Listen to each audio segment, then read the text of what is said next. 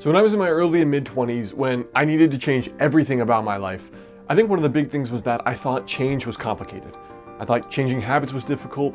I thought figuring out how to get mentors and how to find people that had already done it was really difficult. But in reality, I realized there's only one principle you actually have to know.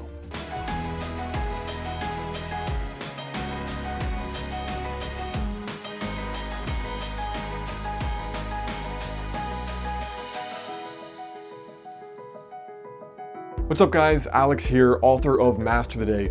Quick heads up, I've been putting together an ebook for you, which is 5 daily habits to help you lose your next 20 to 30 pounds.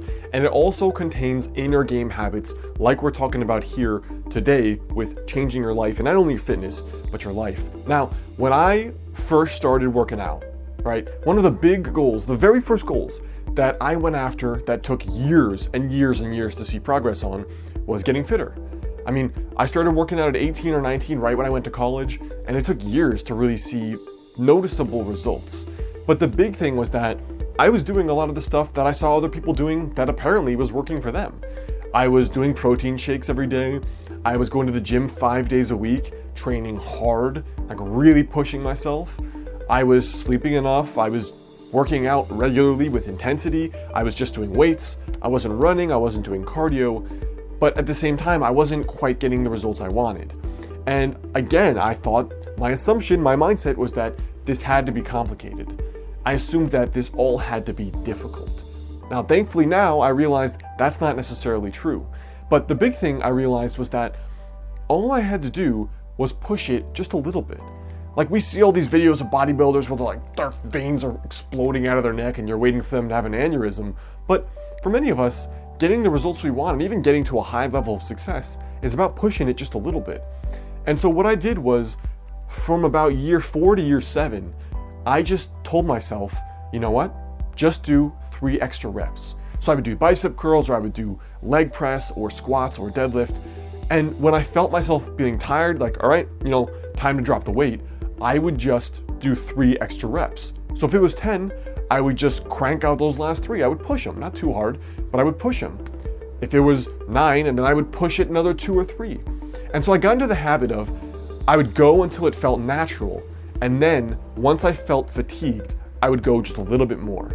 And there's a really common quote by Muhammad Ali and Bruce Lee about, once you start burning, you feel the muscle burn, that's when the ab or whatever workout truly begins. And look, it's not complicated. Check out my results in that intervening 3 or 4 year period. So I was, maybe 135 pounds when I was in my early to mid-ish 20s, like 23, 24. And then from there to about 27 or 28, this was just following that plan. I also changed how I ate, of course, but this was really focusing on just pushing it 1%. And the results were pretty dramatic. Now what's cool is that I also realized I could use this to change anything in my life too. For example, when I met my girlfriend, I was at a friend's house and we were talking and I was trying to meet her or get her phone number or whatever.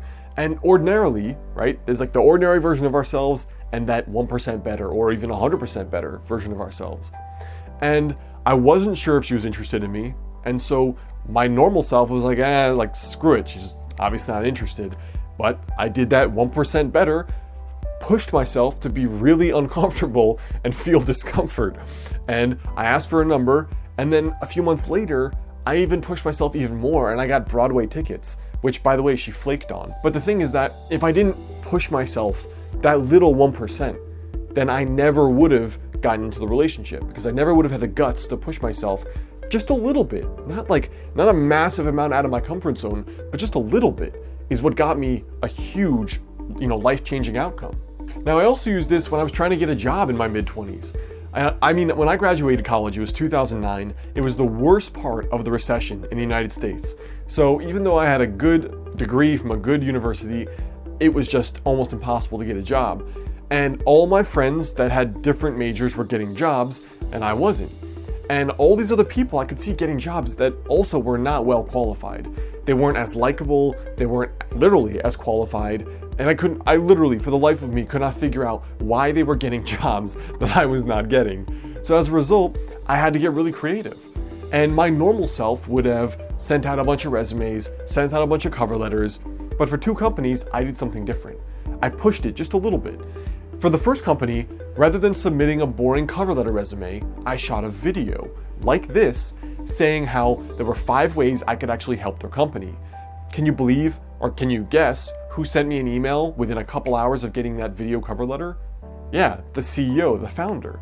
Now another time, what I did was I actually would do these handwritten letters where I would write them on parchment, I would seal them with red wax, and I would stamp them with my own personal seal with the letter A. Now, I actually sent this to multiple people, but among them, a few CEOs of small companies, the president of my university, and a couple other people, particularly jobs I was applying for. And guess what? Every single one of them got back to me. In fact, many of them, most of them, gave me their personal cell phone and said, "Here, call me." So all of this was a result of just pushing it a little bit. Those last few reps, that last bit of discomfort, just doing something slightly out of your comfort zone or slightly different than what you'd ordinarily do. Sometimes that is the difference between that life of mediocrity and that life of greatness. So I hope that's a little bit of food for thought for you today. Before you go, I want you to leave a comment there below. Let me know for you, what is a particular goal that you could use this little 1% better approach to get to?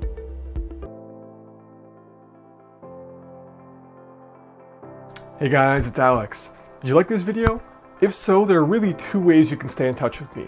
The first thing is to go over, click the monk, and subscribe so you get the next video right when it's out. I'm releasing at least 3 videos per week, but often a lot more. The next thing is, come on over and check out my book, Master the Day. It's called Master the Day, Eat, Move, and Live Better with the Power of Daily Habits. And it's all about the tiny daily success habits that I learned interviewing people that lost over 100 pounds and kept it off years later in a healthy way. The success habits that not only get your dream body, but also your dream life. And as a special thank you, if you get the book, send me your receipt to alexander@modernhealthmonk.com. I'll send you a 1-hour bonus video course for free, and one important piece of it is an hour sit-down success story with my friend and my student Mike, who lost 30 pounds. So you can go check that out on Amazon right there. The next thing is, come on over to my site, modernhealthmonk.com. I've got a free guide for you there, 5 daily habits to help you lose your next 20 to 30 pounds. And otherwise, I look forward to seeing you soon.